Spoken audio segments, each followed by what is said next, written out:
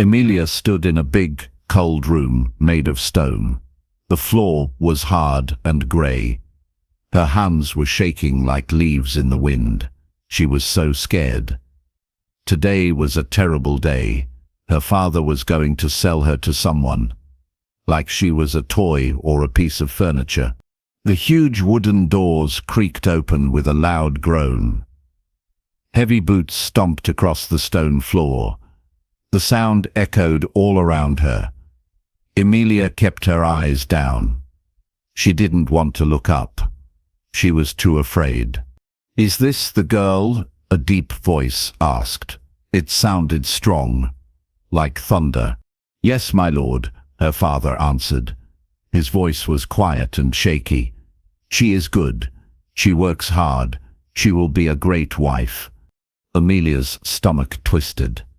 She felt sick. Her father was talking about her like she was a horse or a cow at the market. She wanted to run away. She wanted to hide somewhere safe. But where could she go? There was nowhere to run. "Look at me, girl," the deep voice said. The voice wasn't mean, but it wasn't kind either. It was just firm. Emilia took a deep breath. Slowly, she lifted her head to look at the man. Her breath got stuck in her throat. The man was huge. He was as tall as a tree and as wide as a door.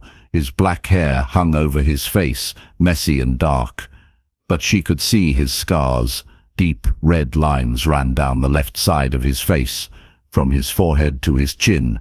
They looked angry and scary.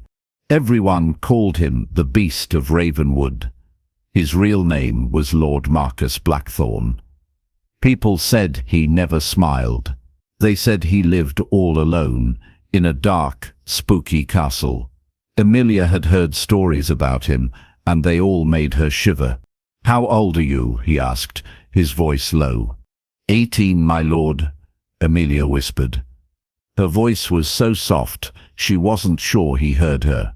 His grey eyes looked at her closely. They were sharp, like a wolf watching a mouse. But there was something else in his eyes too, something softer. Was it sadness? Emilia wasn't sure. "How much?" he asked her father. 100 gold pieces, my lord," her father said quickly. Lord Marcus reached into his long dark coat. He pulled out a small leather bag and tossed it onto the table. It landed with a loud thud. Gold coins spilled out, shining in the dim light. "Take it," Lord Marcus said. "The girl comes with me now." Emilia's heart pounded like a drum. This was it. Her old life was over. Her father grabbed the bag of gold. He didn't even look at her. He didn't say goodbye. He just took the money and turned away. Lord Marcus walked toward the big doors. "Come," he said to Emilia, his voice firm but not angry. Emilia's legs felt wobbly, but she followed him. Outside, a black carriage waited. It looked like something from a scary fairy tale. The carriage was shiny and dark, with tall wheels. The horses pulling it were huge, with black fur and strong legs. They snorted, and their breath made white clouds in the cold air. A driver sat on top of the carriage. His face was hidden under a dark hood. He didn't say a word as Lord Marcus opened the carriage door and helped Emilia inside. The inside of the carriage was soft and fancy. The seats were covered in red velvet, like a king's throne, but to Emilia it felt like a beautiful cage. The door closed with a loud click. The carriage started to move, bouncing along the road. Emilia sat across from Lord Marcus. She tried not to stare at his scars, but it was hard. They were so deep and jagged. What had happened to him? Had he been in a fight? A fire? Maybe a wild animal attacked him. She wanted to know, but she was too scared to ask. "Are you going to hurt me?" she asked in a tiny voice. She couldn't help it. The question just slipped out. Lord Marcus looked surprised. His hard face softened just a little. "No," he said quietly, "I will never hurt you." There was something in his voice that made her believe him. It was calm and honest. But if he wasn't going to hurt her, why did he buy her? What did he want with her? The carriage rolled through dark woods. Tall trees stretched high above, blocking out the sun. The shadows made everything look spooky. Emilia felt like they were going to a different world, a world full of secrets and mysteries. After a long time, Emilia saw something through the window. A huge castle rose out of the mist. It looked like something from a bad dream. The walls were made of dark stone. Tall towers pointed at the sky like sharp claws. The windows looked like empty, staring eyes. But as they got closer, Emilia noticed something else. There were gardens around the castle. Even in the cold winter, she could tell they had once been beautiful. Someone had planted flowers and trimmed bushes. Someone had tried to make this place pretty. The carriage stopped in front of the castle. Lord Marcus got out first. He held out his hand to help Emilia down. His hand was big and warm, but he let go quickly, like touching her made him nervous. "Welcome to your new home," he said, his voice low and serious. Emilia looked up at the dark castle. Her heart was racing.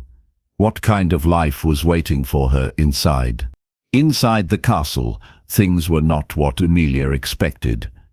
Yes, it was dark, with tall ceilings and long shadows, but it was also clean and warm. Big fireplaces roared with bright flames. Candles glowed in the hallways, making the stone walls look less scary. An old woman appeared from a doorway. She was short and round, with grey hair tied in a neat bun. Her dress was plain but clean. She smiled at Emilia, and her eyes were kind. "This is Mrs. Hartwell," Lord Marcus said. "She takes care of the house. She will show you to your room." Mrs. Hartwell's smile was warm, like a cozy blanket. "Come, dear," she said. "You must be tired from your long trip." Emilia followed her up a wide staircase. The walls were covered with old paintings. There were pictures of knights in shiny armor and ladies in fancy dresses.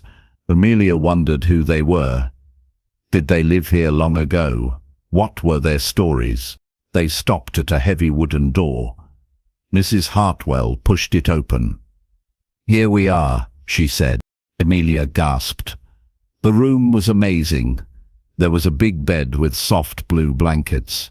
A fire crackled in a fireplace, making the room warm and cozy. The windows showed the gardens outside, even though they were covered in frost. "Is this for me?" Emilia asked, her eyes wide. "Of course, dear," Mrs. Hartwell said. "You are the lady of the house now." Emilia blinked. "Lady of the house? What did that mean?" Mrs. Hartwell saw her confused face. "Didn't Lord Marcus tell you?" she asked. "You are going to be his wife." Emilia felt dizzy. Wife? The beast of Ravenwood wanted to marry her? How could that be? He didn't even know her. "But he doesn't know me," Emilia said, her voice shaking. Mrs. Hartwell's face turned sad. "Lord Marcus is a good man," she said, "but he is very lonely. He has been alone for a long time." That night, Emilia lay in her big, soft bed. The blankets were warm, but she couldn't sleep. Her mind was full of questions. Why did Lord Marcus want to marry her? Why did he live all alone? What happened to his face? Through her window, she could see a tall tower. A light glowed in the highest window. Was Lord Marcus awake? Was he thinking about her just like she was thinking about him? The next morning, Mrs. Hartwell brought breakfast to her room. There was fresh bread that smelled warm and yummy. There was sweet butter and a glass of warm milk. It was more food than Emilia had seen in a long time. "Where is Lord Marcus?" Emilia asked. He rides out early every morning, Mrs. Hartwell said. He checks on his lands and his people. He will be back for dinner. Emilia decided to explore the castle. It was huge. She walked through room after room. Most of them were dusty, like no one had used them in years. It made the castle feel empty and sad. But then she found a special room. It was a library. The walls were covered with books, from the floor all the way to the ceiling. There were more books than she had ever seen in her life. Emilia loved books. Her mother had taught her to read when she was little. She walked to a shelf and picked out a book. It was a book of poems about love, sadness, and hope. She sat by a big window and started reading. The words made her heart feel warm. That evening, Mrs. Hartwell gave her a dress to wear for dinner. It was dark green, like the trees in a forest. It fit her perfectly, like it was made just for her. Emilia felt pretty for the first time in a long time.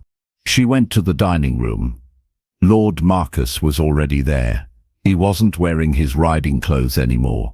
Now he wore a fancy black coat.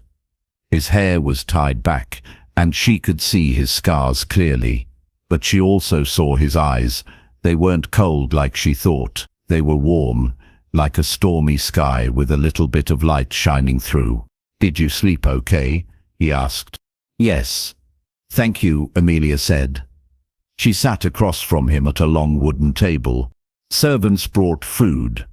There was roasted chicken that smelled amazing. There were fresh vegetables and a glass of wine that tasted sweet, like sunshine. They ate quietly at first. Emilia felt nervous, but she wanted to be brave. She took a deep breath and spoke. "Mrs. Hartwell said we are going to get married," she said. Lord Marcus stopped eating. His fork froze in the air. "If you want to," he said carefully. "What if I don't want to?" Emilia asked. He put down his fork. "Then you can leave," he said. "I will give you money and a safe place to live. You will never need anything." Emilia was shocked. "You would let me go?" "I paid your father to set you free," he said. "Not to own you. Your heart is yours to give. Or to keep." Emilia had never heard a man talk like this. He was saying she had a choice, that her feelings mattered. No one had ever cared about what she wanted before. "Why did you buy me?" she asked. Lord Marcus was quiet for a long time. Finally he spoke in a soft voice. "Because you looked like you needed help, just like I do." Emilia didn't know what to say. She looked at his scarred face and his kind eyes. Maybe the beast wasn't a beast after all. Days went by. Emilia started to notice a pattern. Lord Marcus left early every morning to check on his lands. He came back for dinner every night. They would eat together and talk a little. Then he would go to his tower, and she wouldn't see him until the next day. Emilia started to like their dinners. Lord Marcus wasn't like other men she had met. He listened when she talked. He asked about her thoughts and her dreams. He made her feel important. One night, she told him about the library. "I found your books," she said. "There are so many." His eyes got bright. "Do you like to read?" he asked. "Yes," Emilia said. "My mother taught me how to read before she died. I love stories." "What kind of stories?" he asked. "Stories about faraway places," she said. "About people who find love and happiness." He smiled a tiny bit. It was the first time she saw him smile. It made her heart feel warm. "You can read any book you want," he said. After dinner, he took her to the library. He showed her his favorite books. There were books of poems, books about history, and books about adventures. "This one is about a knight who saves a whole kingdom," he said, holding up a thick book. "This one is about a woman who pretends to be a man so she can fight in a war. Which one is your favorite?" Emilia asked. He picked up a small old book. The cover was worn out, like it had been read 100 times. "This one," he said. "It's about a man who thinks he's a monster, but someone helps him see he's still a person." Emilia looked at him. Their eyes met. She felt something funny in her chest, like butterflies flapping their wings. "What happened to your face?" she asked softly. His smile went away. He looked sad again, like he was hiding behind a wall. "That's a story for another time," he said. Then he left her alone in the library. Emilia didn't give up. She wanted to know more about Marcus. The next day, she asked Mrs. Hartwell questions. "How long has Lord Marcus lived alone?" she asked. 5 years, Mrs. Hartwell said sadly. "Ever since the accident." "What accident?" Emilia asked. Mrs. Hartwell sighed. "Lord Marcus was going to marry a lady named Catherine. She was very beautiful, but she wasn't kind." Emilia's heart felt tight. "What happened?" "There was a fire at their engagement party," Mrs. Hartwell said. "Lord Marcus saved everyone. He got them out of the burning building, but he got hurt. His face was burned badly." "And Lady Catherine?" Emilia asked.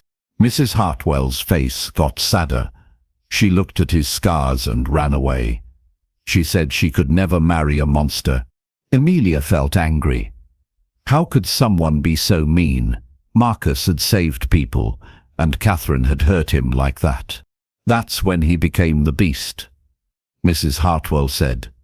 "He sent all his friends away. He stopped going to parties.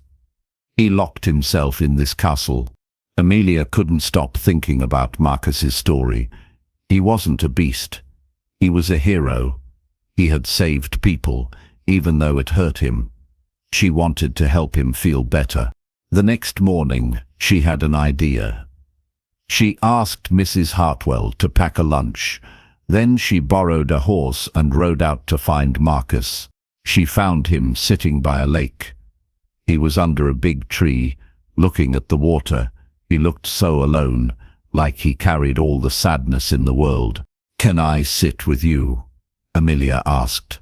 He looked surprised to see her, but he nodded. He moved over on the log where he was sitting. Emilia sat down, not too close, but close enough to feel the warmth from his coat. "This place is pretty," she said, looking at the sparkling water. "I used to come here when I was a kid." Marcus said, "My mother would read to me under this tree." "What happened to her?" Emilia asked gently. "She died when I was 12, he said. "She got sick in the winter."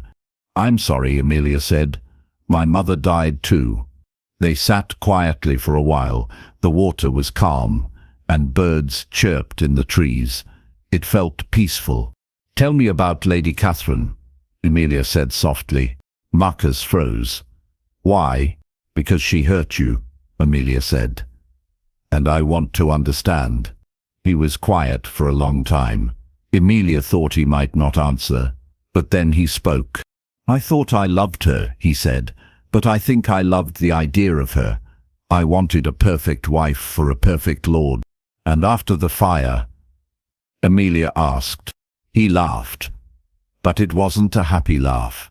"She screamed when she saw my face. She called me a monster. She said I was too ugly to look at." Emilia felt tears in her eyes. How could someone be so cruel? "You're not ugly," she said. "You're kind and brave. You saved people. That's what matters." Marcus looked at her. His grey eyes were wide with surprise. "You feel sorry for me," he said. "No," Emilia said firmly. "I think you're amazing. You risked your life for others. That makes you a hero, not a monster." Something changed in his eyes. It was like a wall around his heart started to crack, just a little bit. That night, Marcus didn't go to his tower after dinner. Instead, he asked Emilia to walk with him in the gardens. The air was cold, and the stars twinkled like tiny lights in the sky. Their breath made little white clouds as they walked. "Tell me about your dreams," Marcus said. "My dreams?" Amelia asked, surprised. "What did you want to do with your life before your father sold you?" he asked. No one had ever asked her that. She had to think hard. "I wanted to see the ocean," she said. "I wanted to travel to new places, meet new people, have adventures. And now," he asked. "Now I'm here," she said. "With you. Do you hate it?" he asked, "being stuck here with a beast?" Amelia stopped walking. She turned to face him. "You keep calling yourself a beast," she said. "But I don't see a beast when I look at you." "What do you see?" he asked, his voice quiet. She looked at his face in the moonlight. His scars were there, but so were his kind eyes, his gentle voice. "I see a man who saved me from a sad life," she said. "A man who treats me nicely. A man who cares about my dreams." He stepped closer, just a little. "Amelia," he said softly. Her name sounded like a song when he said it. "Yes?" she said. Would you think about marrying me?" he asked. "Not because you have to, but because you want." Amelia's heart beat fast. Did she want to marry him? A month ago she thought love was like in stories full of fire and excitement. But now, looking at Marcus, she realized love could be different. It could be warm and safe. It could be kind. "I need time to think," she said. He nodded. "Take all the time you need." As they walked back to the castle, Amelia's heart knew the answer. She was starting to love the beast of Ravenwood. The next few days felt different. Marcus smiled more. He laughed at Amelia's jokes. He showed her secret parts of the castle, like hidden tunnels and a room full of his paintings. "You paint?" Amelia asked, amazed. The paintings were beautiful, pictures of forests, lakes, and the castle when it was new. "I started painting after the fire," Marcus said. "It helped me feel better." "They're so good," Amelia said. "You're really talented." He blushed, like a shy kid. It made Amelia's heart feel light. "Will you paint me?" she asked bravely. His eyes got big. "You want me to?" "Yes," she said. So she started sitting for him in the library. She sat by the window, where the sunlight made her hair glow. As he painted, they talked about books, dreams, and the future. "Do you want kids someday?" Amelia asked one day. Marcus stopped painting. "I never thought I'd have kids," he said. "No woman would want a beast's children." "Stop calling yourself that," Amelia said firmly. "And yes, I want kids someday. Kids with your kind eyes." He stared at her. "You really mean that?" "I always mean what I say," she said. That night, something new happened. Marcus walked her to her room, like always. But this time, he didn't leave right away. He stood by her door, looking nervous. "Amelia," he said softly. "Yes?" she said. "Can I touch your face?" he asked. Amelia was surprised, but she nodded.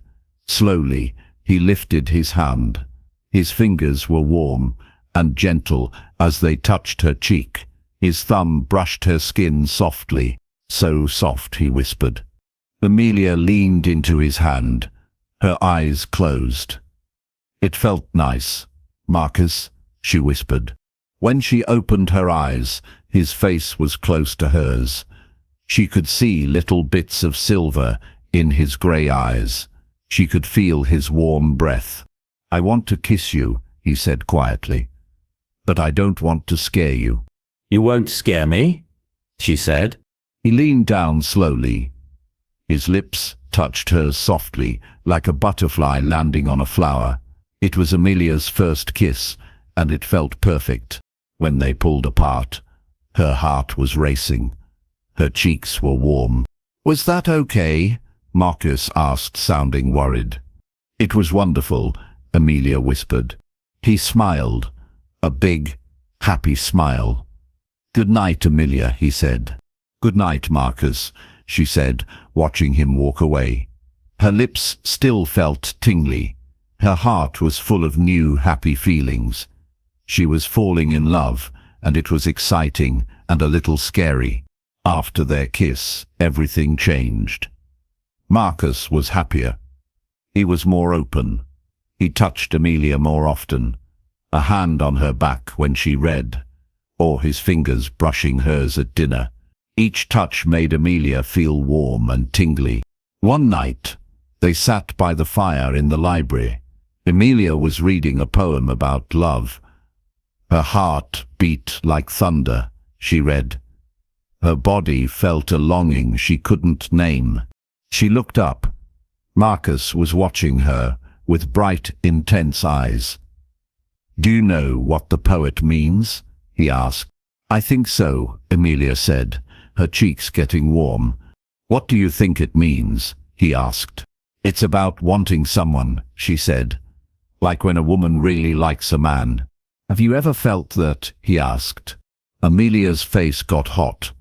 Not until now, she whispered. And now? He asked, his voice soft. Now, when you touch me, my heart beats fast, she said. When you look at me, I feel warm all over. Marcus stood up and walked to her chair. He knelt beside her. Amelia, he said, I love you. The words felt big and important. Amelia's heart skipped a beat. I love you too, she whispered. He held her face gently and kissed her. This kiss wasn't soft like before. It was strong and full of feeling. Amelia felt a new kind of warmth in her belly. She wanted to be closer to him. I want to show you how much I love you, Marcus said. Show me, Amelia said. He picked her up and carried her to a soft rug by the fire. He laid her down carefully. Are you sure? He asked. This is a big step. I'm sure, Amelia said. I want to be with you. They kissed again, and Marcus was gentle as he helped her out of her dress. Amelia wasn't embarrassed. It felt right. They made love by the firelight, and it was slow and careful. Marcus made sure she was okay, and Amelia felt safe and loved. Afterward, they lay together on the rug. Amelia's head was on his chest. His arms were around her. I never knew it could be like that, she said. Like what? He asked. So perfect, she said. So beautiful. He kissed her head. I love you, Amelia, more than anything. I love you too, she said. My hero, my heart. A month later, Amelia and Marcus got married in a small chapel near the castle. Mrs. Hartwell helped Amelia get ready. She wore her mother's wedding dress, which Marcus had fixed to fit her perfectly. Amelia felt like a princess. Marcus waited at the altar. When he saw her, his face lit up with a big smile. Amelia's heart felt full of joy. The priest said special words, and they promised to love each other forever. They gave each other rings. When Marcus kissed her, Amelia felt like she was exactly where she belonged. The villagers came to celebrate. At first, they were scared of Marcus, but when they saw how kind he was with Amelia, they smiled. He's not a beast, one woman whispered. He's just a man in love. That night, in their new bedroom, Marcus and Amelia were happy. They were husband and wife now, and their love felt stronger than ever. Being married was wonderful. Marcus was a kind and loving husband. He showed Amelia the lands around the castle. He introduced her to the people who lived there. Amelia was surprised to learn they all liked Marcus. He helped us when my husband was sick, one woman said. He sent a doctor to our house. He fixed my farm after a flood, a man said. He paid for everything. Amelia realized Marcus had always been a good man. He just needed someone to see it. With her love, he changed. He laughed more. He smiled every day. The sadness in his eyes turned into happiness. "You gave me my life back," he told her one day as they walked in the gardens. "You gave me a life I never dreamed of," Emilia said, kissing his cheek. Spring came, and the gardens bloomed with bright flowers. The castle felt happy and alive. Emilia helped Marcus run the estate. She had good ideas, and the people loved her.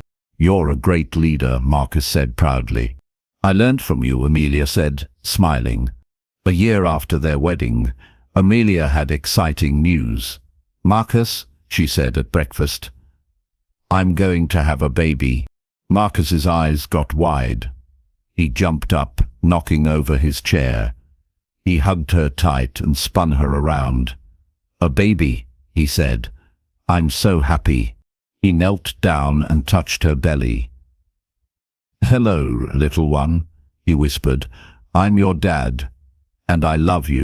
Emilia's eyes filled with happy tears. Marcus was going to be a wonderful father. The pregnancy was easy.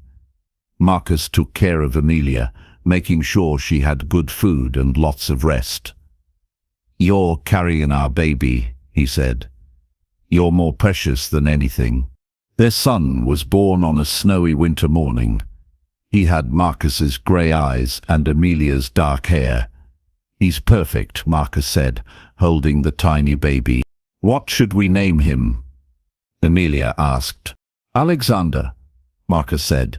"It means someone who protects people. He'll be strong and kind, like you." "Like you," Emilia said. Years passed, and Alexander grew into a happy boy. He got a little sister named Rose and a brother named William. The castle was full of laughter and love. People stopped calling Marcus the Beast. They called him the Good Lord now. He was known for helping his people and loving his family. One night, Emilia and Marcus sat in the library watching their kids play. Emilia thought about their journey. "Do you ever think about the past?" she asked. "Sometimes," Marcus said, "but not sadly anymore." "What do you think about?" she asked. He pulled her close. "I think about how you saved me. You saw the man behind the scars. You saved me too," Emilia said. "You gave me love, a family, and a home." "We saved each other," Marcus said. Outside, snow fell softly. Inside, by the warm fire, they were happy. The beast was gone. The scared girl was gone. They were a family now, full of love, and they lived happily ever after. The end. Lady Rosalind Ashworth pressed her trembling hands against the cold stone wall of Blackmore Castle. The torches flickered in the dark hallway. Her heart pounded like thunder in her chest. She had come here to save her family, but now she feared she had walked into a trap. The heavy wooden door creaked open behind her. She did not need to turn around to know who it was. The air itself seemed to grow colder when he entered a room. "You came," said a deep voice that sent shivers down her spine. Rosalind slowly turned to face Lord Damien Blackmore.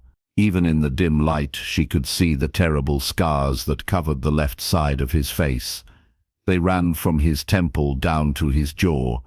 His left eye was clouded and blind, but his right eye burned with an intensity that made her breath catch. "I gave you my word, my lord," she said, trying to keep her voice steady. Damien stepped closer. He was tall and broad-shouldered. His black hair was longer than fashion demanded. He wore all black, like shadows made flesh. The scars should have made him hideous. Instead, they made him fascinating. "Dangerous." "Your word," he repeated, and there was something like amusement in his voice. "How precious, how rare." Rosalind lifted her chin. "I keep my promises, even when they cost you everything." She thought of her father's debts, her mother's tears, her little sister Emma, only 12 years old, who would be turned out onto the streets if Rosalind failed, especially then. Damien circled her slowly, like a predator studying its prey. You know why you are here. It was not a question. Rosalind's cheeks burned with shame, but she met his gaze. Yes, say it. Her hands clenched into fists. To pay my family's debt to you. And how will you pay it? The words stuck in her throat. She had to force them out. With my body. For 1 year. Damien stopped directly in front of her. He was so close she could smell his scent, leather and sandalwood, and something wild. Look at me when you say it. Rosalind raised her eyes to his. I will be your mistress. For 1 year, until the debt is paid. Something flickered in his good eye. Surprise? Disappointment? She could not tell. Mistress, he said softly. Such a pretty word for such an ugly arrangement. Before she could respond, he reached out and touched her cheek. His fingers were surprisingly gentle. The callouses spoke of a man who had known hard work, not just the soft life of nobility. You are afraid of me, he said. Yes. Good. Fear will keep you alive in this place. He dropped his hand and walked to the window. Outside, storm clouds gathered in the night sky. Tell me, Lady Rosalind, what do you know of me? I know you are called the Beast of Blackmoor. I know you were a great warrior until, she gestured helplessly at his scars. Until I was ruined, he finished. Until I became a monster. I did not say that. He laughed, but there was no humor in it. You did not need to. It is written on your face, in your trembling hands, in the way you shrink from me. Lightning flashed outside the window, illuminating his damaged features. For a moment, he looked like something from a nightmare. Then the darkness returned, and he was just a man again. A broken man. I will not force you, he said quietly. Despite what your father may have told you, despite what the contract says. I am many things, Lady Rosalind, but I am not a rapist. She stared at him in shock. Then why? Because I am lonely, he said simply. Because I am tired of being alone in this cursed place. Because your father owes me £50,000, and I would rather have your company than his blood. Rosalind's mind reeled. £50,000. It was even worse than she had thought. Her father had not just gambled away their estate. He had gambled away their lives. 1 year, Damien continued. You will live here, in comfort. You will dine with me. Speak with me. Perhaps, if you can bear it, you will let me look upon beauty again. His voice grew bitter. It has been so long since I have seen anything beautiful that was not afraid of me. Tears pricked Rosalind's eyes. Not from fear now, but from something else. Pity? No. It was deeper than that. It was recognition. She too knew what it meant to be alone. And after 1 year, you will be free. Your family's debt will be paid. You may go wherever you wish, with enough gold to ensure you never want for anything again. It was not the brutal arrangement she had expected. It was almost kind. But that made it no less a prison. I have no choice, she whispered. There is always a choice, Damien said. But sometimes all our choices are bad ones. Thunder crashed overhead. Rain began to patter against the windows. Your chambers are prepared, he said. Agnes will show you the way. Tomorrow we will discuss the rules of this arrangement. Rules? His scarred mouth curved in what might have been a smile. Oh yes, Lady Rosalind, there are always rules, even in paradise, even in hell. Rosalind barely slept that first night. Her chamber was beautiful, far grander than her room at home had ever been. The bed was enormous, with silk hangings and down pillows. A fire crackled in the marble fireplace. Paintings of pastoral scenes decorated the walls, but it was still a prison, a golden cage.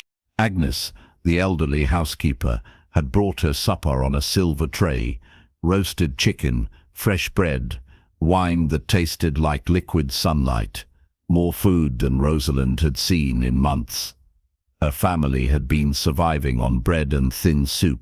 "His lordship wants you well fed," Agnes had said, with a knowing look. "You're too thin." Now Rosalind stood at her window, watching the sunrise paint the sky in shades of rose and gold. The grounds of Blackmore Castle stretched out below her, gardens and meadows, a small lake that sparkled like a mirror. It was beautiful. It was perfect. It was not home. A knock at the door interrupted her thoughts. "Come in." Agnes entered, carrying a tray of breakfast and a gown of deep blue silk. "His lordship requests your presence in the library at 10 o'clock. Rosalind nodded. She had expected this. Time to learn the rules of her captivity. The library was magnificent. Books lined the walls from floor to ceiling. Sunlight streamed through tall windows. Damien sat behind an enormous oak desk, reading. He looked up when she entered. In the daylight, his scars were even more pronounced, but somehow they seemed less frightening now. She could see that he had once been handsome. Perhaps he still was, in a harsh, dangerous way. "Good morning, Lady Rosalind. I trust you slept well?" "Well enough, my lord." He gestured to a chair across from his desk. "Please, sit. We have much to discuss." She sat, folding her hands in her lap. The blue silk gown fit her perfectly. She wondered how he had known her measurements. "First," Damien said, "you will address me as Damien, not my lord. We are to be companions. Let us at least pretend to be equals." "Very well." Damien. His name felt strange on her tongue. Intimate. "Second, you have free run of the castle and grounds. You are not a prisoner, despite what you may think. The only place forbidden to you is the East Tower. Do not go there." "Why?"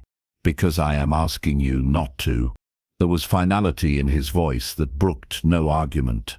"Third, we will dine together each evening at 7 o'clock.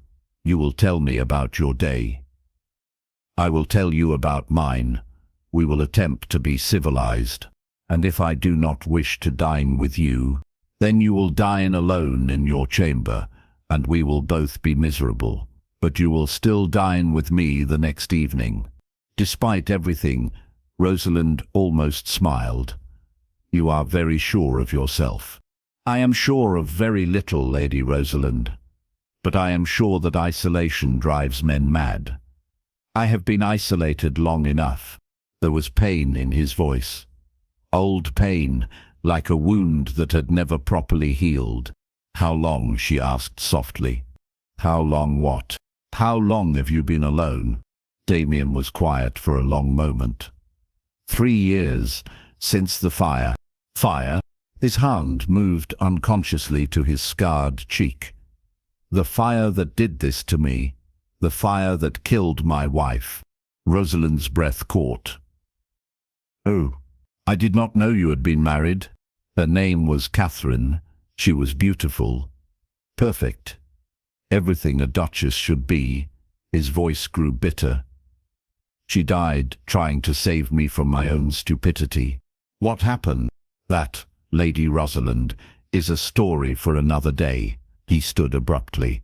"Your fourth and final rule. You will not pity me. I can bear many things, but not pity." "I do not pity you." "Do you not?"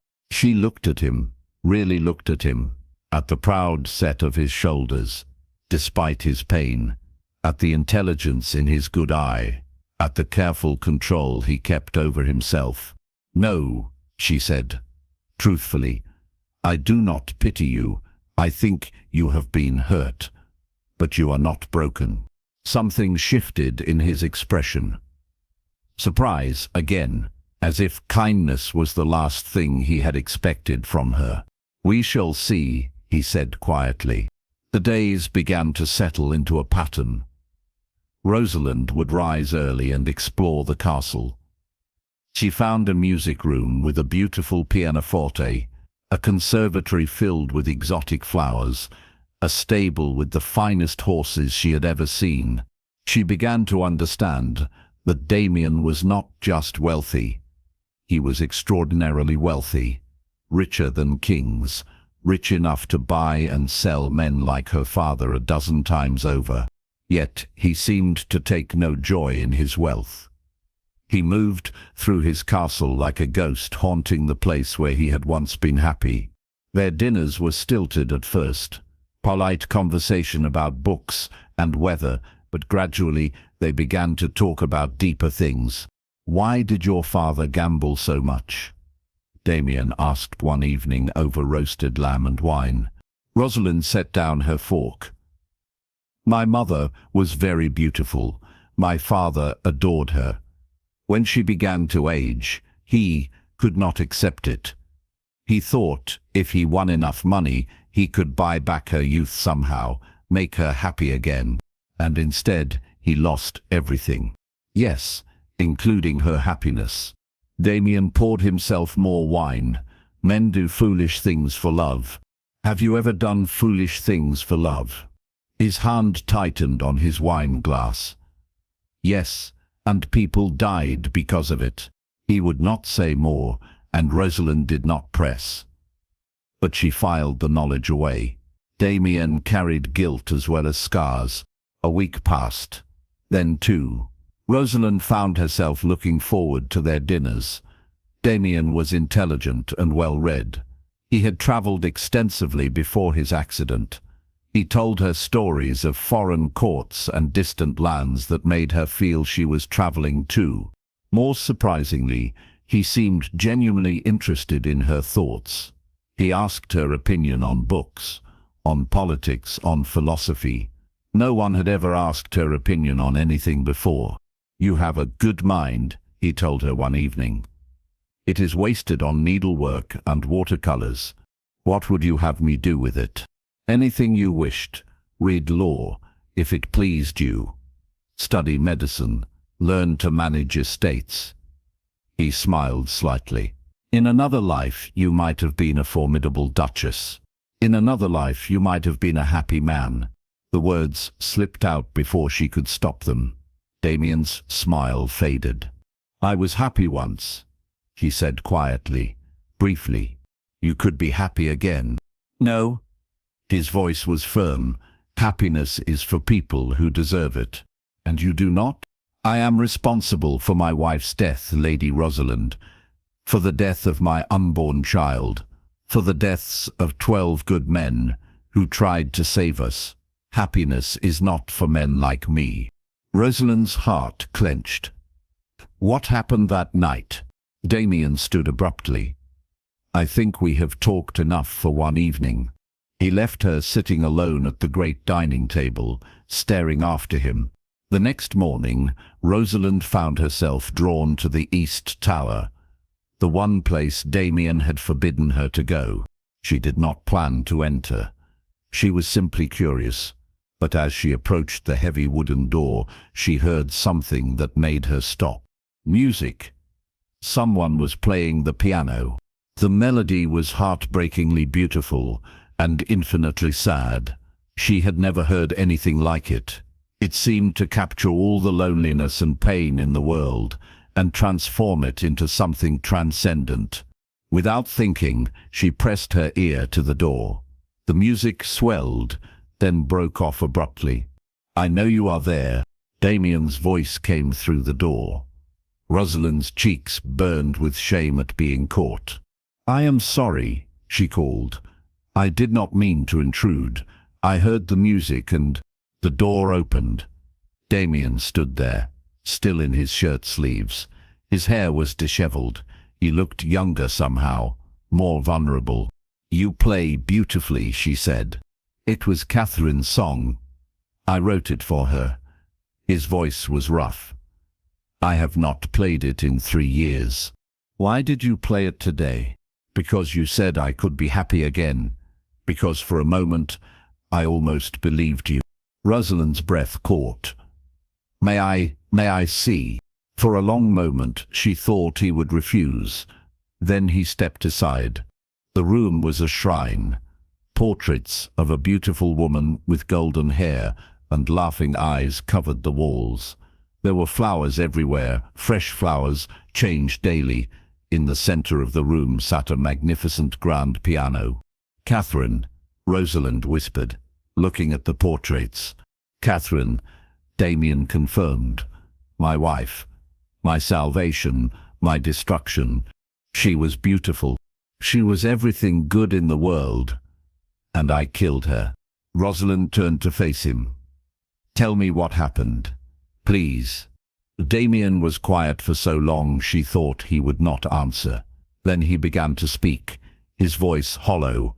There was a fire in the village. The inn was burning. People were trapped inside. I went to help. He touched his scarred face. I was always the hero, you see, always rushing in to save the day. That is not a fault. It is when you have a pregnant wife at home who begs you not to go. It is when you promise her you will be careful and then charge into a burning building like a fool. Rosalind could see it in her mind. Damien, young and whole and brave, desperate to save lives. A beam fell, he continued, trapped me. I should have died there. But Catherine came. My pregnant wife came into that burning building to save me. She and 12 of my men. His voice broke. They got me out, but the building collapsed. Catherine was caught in the flames. She died giving birth to our son in the wreckage. The baby died too. All because I had to be a hero. Tears ran down Rosalind's cheeks. It was not your fault, was it not? If I had stayed home with my wife, she would be alive. My son would be alive. 12 good men would be alive. If you had stayed home, how many would have died in that inn? I do not know. Neither do I. But I know you saved lives that night. I know you tried to do good. Damien laughed bitterly. Good. Yes, I was very good. So good that everyone I loved died because of it. Rosalind moved closer to him. You cannot blame yourself for loving people enough to risk everything for them. Can I not? Watch me. But his anger was cracking. She could see the pain underneath it, the grief that had been eating him alive for 3 years. Without thinking, she reached out and touched his scarred cheek. He flinched, as if she had struck him. Do not, he whispered. Why? Because I am hideous. Because I am cursed. Because everyone I touch dies. I am not dead. Give it time. Despite everything, she smiled. You are not cursed, Damien. You are just a man who loved deeply and lost everything. That does not make you a monster. His good eye searched her face. How can you look at me without flinching? How can you touch these scars? Because they are part of you, and you are not hideous. You are... She struggled for the right word. You are magnificent. Something broke in his expression. 3 years of grief and guilt and self-hatred cracked open like a dam bursting. Rosalind, he whispered, and then his mouth was on hers. The kiss was desperate, hungry. It tasted of loneliness and longing and the terrible need to feel alive again. Rosalind melted into it, her hands fisting in his shirt. When they broke apart, both were breathing hard. I should not have done that, Damien said. Why? Because you are here against your will. Because I am taking advantage of you. Or you. He searched her face. Am I not? I do not know, she said honestly. I only know that when you kissed me, I felt free. Free? For the first time in my life, I felt like I was exactly where I belonged. Damien cupped her face in his hands. Rosalind, sweet, brave Rosalind. What are you doing to me? The same thing you are doing to me.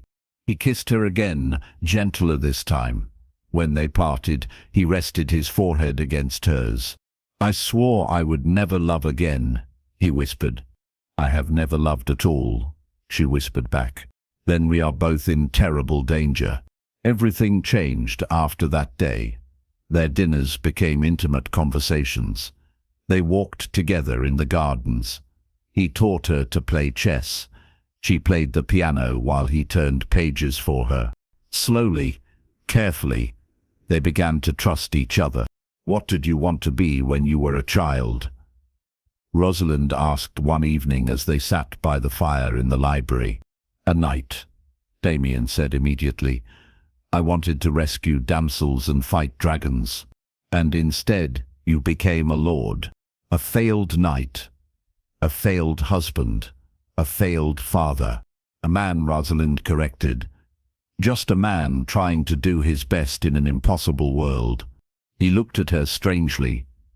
When did you become so wise? When I met you. Their relationship was chaste, but charged with tension. Damien never pressed her for more than kisses. He seemed content simply to have her near, but Rosalind found herself wanting more. She had been raised to believe that desire was shameful, that good women endured their husbands' attentions, but did not enjoy them. But when Damien looked at her, when he touched her hand or brushed her hair from her face, she felt fire in her veins. You are thinking very serious thoughts, Damien observed one afternoon as they rode through his estate. Was I so obvious? You get a little wrinkle between your eyebrows when you are thinking hard. She touched her forehead self-consciously. How unladylike, how charming. They had stopped beside a stream. The water sparkled in the sunlight. It was a perfect summer day. Damien, she said suddenly, do you ever think about the future? No. The future is a luxury I cannot afford. Why not? Because I am a man who destroys everything he touches. Because in 8 months you will leave here and return to your life. Because some things are too good to last. What if I did not want to leave? He went very still. What are you saying? What if I wanted to stay? What if I loved you? For a moment hope flickered in his eyes, then he shuttered it. Love is not enough, Rosalind.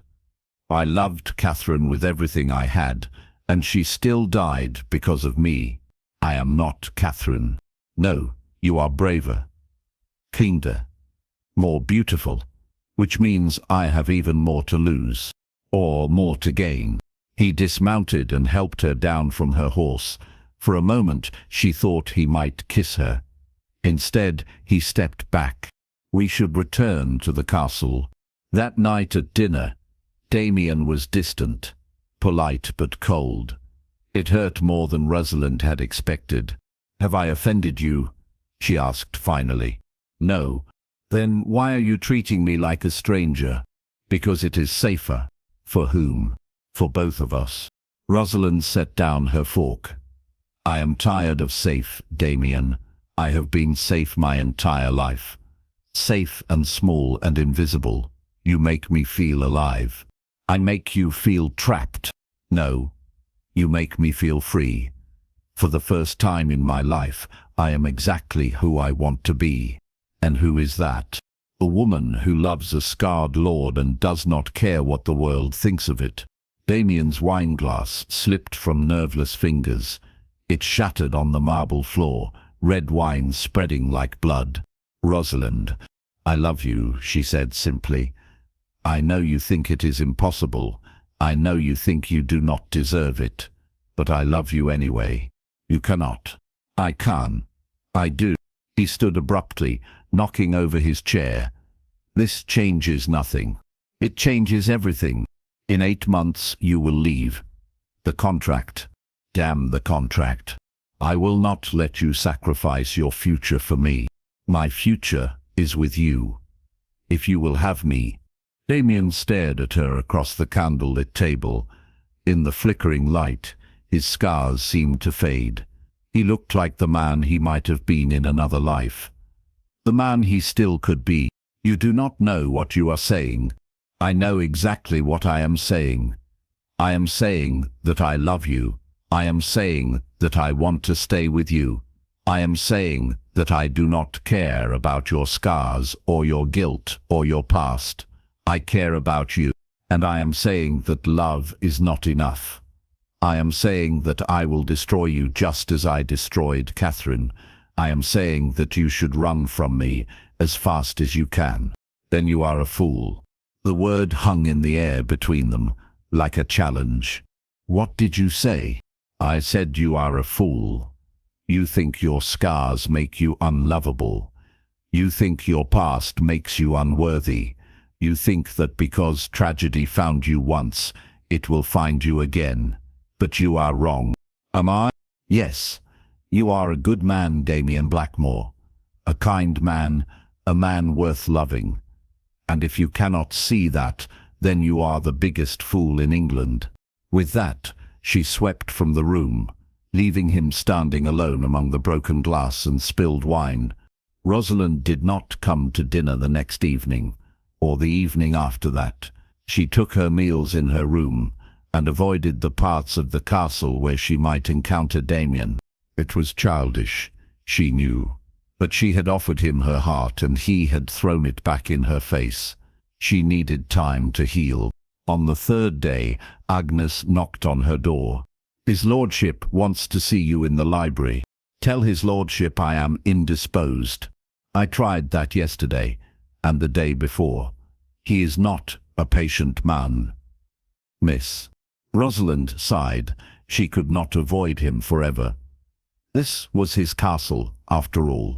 She found him standing by the window, staring out at the gardens. He looked terrible. His hair was unkempt. His clothes wrinkled. There were dark circles under his eyes. You sent for me. He turned. I have been thinking. How exhausting for you. His mouth quirked slightly. You are angry with me. I am disappointed in you. There is a difference. Is there? Anger fades. Disappointment lingers. Damien moved closer. I have disappointed many people, Rosalind, but disappointing you is agony. Then do not do it. It is not that simple. It is exactly that simple. You love me, I love you. Everything else is just fear. What if the fear is justified? What if loving me gets you killed? What if not loving you kills me anyway? The question hung between them. Damien's face went pale. What do you mean? I mean that I have been half alive my entire life. I mean that these past weeks with you have been the only real moments I have ever experienced. I mean that I would rather die loving you than live without you. Do not say that. Why? Because it frightens you. Good. Love should be frightening. It should be overwhelming. It should change everything. And if I hurt you, you already are hurting me. Every day you push me away. You hurt me. Damien ran his hands through his hair. I do not know how to do this. Rosalind, I do not know how to love someone without destroying them. You learn, we learn together. And if I fail, then we fail together. But at least we try. For a long moment, they stared at each other across the library. The air between them crackled with tension and longing, and the terrible vulnerability of two hearts laid bare. I love you, Damien said suddenly. God help me, I love you more than life itself. Then stop fighting it. I am terrified. So am I. I do not want to lose you. Then do not let me go. He crossed the room in 3 quick strides and pulled her into his arms. This kiss was different from the others. It was not desperate or guilty. It was a promise. Marry me, he whispered against her lips. Yes, I will probably make you miserable. I will probably make you miserable too. We are both mad, completely. He kissed her again, deeper this time. I love you, Rosalind Ashworth. I love your courage and your kindness and the way you make me want to be a better man. I love you too, Damien Blackmore. I love your pain and your strength and the way you make me feel beautiful. You're beautiful, inside and out. So are you. They held each other in the afternoon sunlight, two damaged souls who had found healing in each other's arms. They were married a month later in the chapel at Blackmore Castle. It was a small ceremony, just the household staff and the local vicar. Rosalind wore Catherine's wedding dress, altered to fit her smaller frame. She had worried that it would feel wrong, wearing a dead woman's gown, but Catherine smiled down at her from the portraits, and Rosalind felt only blessing. She would have liked you, Damien said that night as he helped her out of the elaborate dress. She would have been happy that I found love again. Are you sure? I am sure. Catherine had the biggest heart of anyone I ever knew. She would want me to be happy. And are you happy? He cupped her face in his hands. Deliriously, impossibly, completely. Their wedding night was tender and passionate, and everything Rosalind had dreamed it could be. Damien worshipped her body with reverent hands and gentle kisses. He made her feel precious, cherished, loved beyond measure. Afterwards, they lay entwined in his massive bed, her head on his chest. No regrets? He asked, stroking her hair. Only one. What is that? That we did not do this sooner. He laughed. Greedy woman. Your greedy woman. Mine, he agreed. Always mine. The months that followed were the happiest of both their lives. They traveled together, visiting Paris and Rome and Vienna.